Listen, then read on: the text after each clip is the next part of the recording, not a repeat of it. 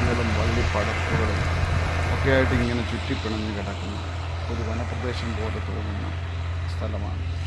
നമ്മുടെ ചുറ്റുവട്ടങ്ങളിലൊക്കെ ഇങ്ങനെയുള്ള സ്ഥലങ്ങൾ നമുക്ക് കാണാൻ കഴിയും. ഇതുപോലെ നിബിഡമായി കിടക്കുന്ന ഇതേപോലെയുള്ള വനം, അതിൻ്റെ ഒരു ചെറിയ ഭാഗം ഇതേ കാണാം. വലിയ വട്ടവൃക്ഷമൊക്കെ ഇതിലിപ്പുണ്ട്. ഇതെവിടെയാണെന്ന് ചോദിച്ചാൽ കാവുങ്കി പാടത്ത്